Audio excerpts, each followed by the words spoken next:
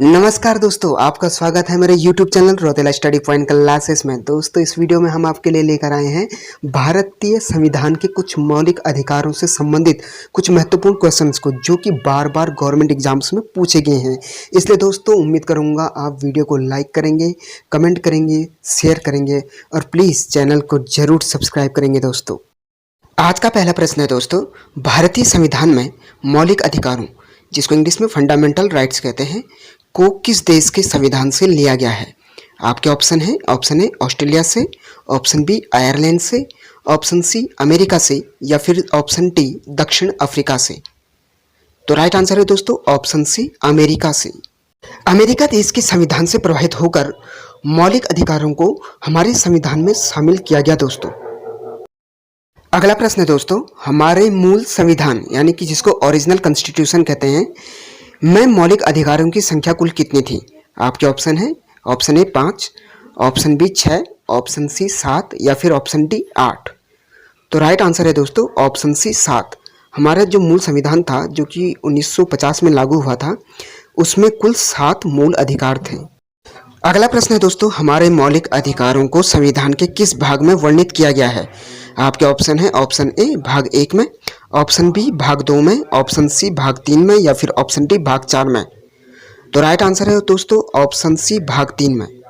मौलिक अधिकारों को संविधान के भाग 3 में रखा गया है। दोस्तों, अगला प्रश्न है दोस्तों, संपत्ति के अधिकार को मौलिक अधिकारों की सूची से किस संविधान संशोधन के अंतर्गत हटाया गया?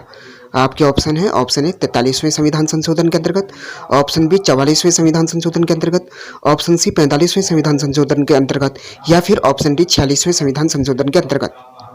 तो राइट आंसर है दोस्तों ऑप्शन बी 44वें संविधान संशोधन के अंतर्गत। 44वां संविधान संशोधन जो कि 1978 में किया गया था, उसके अंतर्गत संपत्ति के अधिकार को मौलिक अधिकारों की लिस्ट से हटा दिया गया था। दोस्तों, अगला प्रश्न है दोस्तों, मौलिक अधिकारों में संशोधन करने का अधिकार किसे प्राप्त है? आपके ऑप्शन है, ऑप्शन ए संसद को, ऑप्शन बी प्रधानमंत्री को, ऑप्शन सी राष्ट्रपति को या फिर ऑप्शन डी सर्वोच्च न्यायालय को। तो राइट आंसर है दोस्तों आपका ऑप्शन ए संसद को। हमारी संसद को मौलिक अधिकारों में संशोधन करने का अधिकार प्राप्त है। अगला प्रश्न है दोस्तों, भारतीय संविधान में मौलिक अधिकारों को किसका संरक्षण प्राप्त है? आपके ऑप्शन है, ऑप्शन ए प्रधानमंत्री का, ऑप्शन बी राष्ट्रपति का, ऑप्शन सी सर्वोच्च न्यायालय का या फिर ऑप्शन डी संसद का। तो राइट आंसर है दोस्तों ऑप्शन सी सर्वोच्च न्यायालय का। दोस्तों, सर्वोच्च न्यायालय हमारे मौलिक अधिकारों को संरक्षित करता है। अगला प्रश्न है दोस्तों, मौलिक अधिकार समानता का अधिकार, जिसको इंग्लिश में राइट टू इक्वलिटी कहते हैं, का वर्णन संविधान के किस अनुच्छेद में है? आपके ऑप्शन है, ऑप्शन ए अनुच्छेद 1 से 5, ऑप्शन बी अनुच्छेद 10 से 15, ऑप्शन सी अनुच्छेद 14 से 18 या फिर ऑप्शन डी अनुच्छेद 20 से 22। तो राइट आंसर है दोस्तों ऑप्शन सी अनुच्छेद 14 से 18। दोस्तों, अनुच्छेद 14 से 18 के अंतर्गत समानता का अधिकार आता है। अगला प्रश्न है दोस्तों, मौलिक अधिकार स्वतंत्रता का अधिकार, जिसको इंग्लिश में राइट टू फ्रीडम कहते हैं, का वर्णन संविधान के किस अनुच्छेद में है? आपके ऑप्शन है, ऑप्शन ए अनुच्छेद 19 से 22, ऑप्शन बी अनुच्छेद 23-24, ऑप्शन सी अनुच्छेद 29-30 या फिर ऑप्शन डी अनुच्छेद 31-32। तो राइट आंसर है दोस्तों ऑप्शन ए अनुच्छेद 19 से 22।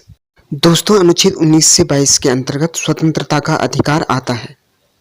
अगला प्रश्न है दोस्तों, मौलिक अधिकार शोषण के विरुद्ध अधिकार, जिसको इंग्लिश में राइट अगेंस्ट एक्सप्लॉयटेशन कहते हैं, का वर्णन संविधान के किस अनुच्छेद में है? आपके ऑप्शन है, ऑप्शन ए अनुच्छेद 16 से 17, ऑप्शन बी अनुच्छेद 23-24, ऑप्शन सी अनुच्छेद 25-26 या फिर ऑप्शन डी अनुच्छेद 31-32। तो राइट आंसर है दोस्तों ऑप्शन बी अनुच्छेद 23-24। दोस्तों, अनुच्छेद 23-24 के अंतर्गत शोषण के खिलाफ अधिकार आता है। अगला प्रश्न है दोस्तों, मौलिक अधिकार धार्मिक स्वतंत्रता का अधिकार, जिसको इंग्लिश में राइट टू रिलीजियस फ्रीडम कहा जाता है, का वर्णन संविधान के किस अनुच्छेद में है? आपके ऑप्शन है, ऑप्शन ए अनुच्छेद 18-19 में, ऑप्शन बी अनुच्छेद 20-21 में, ऑप्शन सी अनुच्छेद 25-28 में या फिर ऑप्शन डी अनुच्छेद 34-35 में। तो राइट आंसर है दोस्तों आपका ऑप्शन सी अनुच्छेद 25-28 में। दोस्तों, अनुच्छेद 25-28 के अंतर्गत धार्मिक स्वतंत्रता का अधिकार आता है।